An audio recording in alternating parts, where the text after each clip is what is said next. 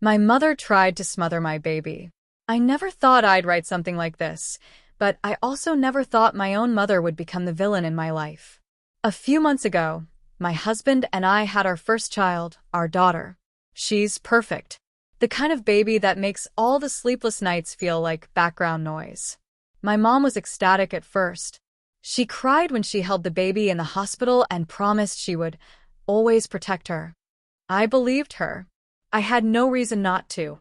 Fast forward to when the baby was about 6 weeks old. I was exhausted, my husband was back at work, and my mom offered to stay a few nights to help. I thought it would be a blessing. Instead, it shattered everything I thought I knew about her. The first sign that something was wrong happened late one night. I heard the baby fussing and assumed my mom would get her because she insisted I sleep. But the cries didn't sound right, they were strained, almost muffled. Instinct made me get up. When I walked into the nursery, my mom was leaning over the crib with a blanket pressed lightly over my daughter's face. I froze. It took me a second for my brain to make sense of what I was seeing. Then I lunged.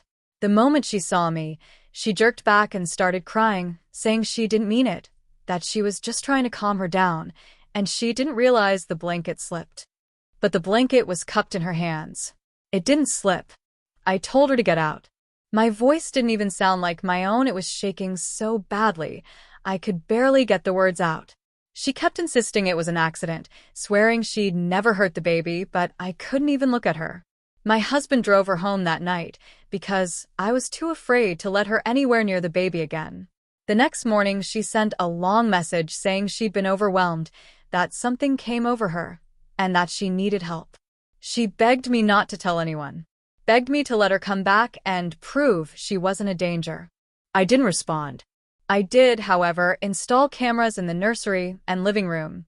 I also told my pediatrician and my therapist, and after talking with them, I filed a no-contact order.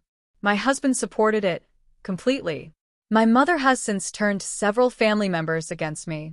She told them I overreacted, that I imagined what happened because of sleep deprivation.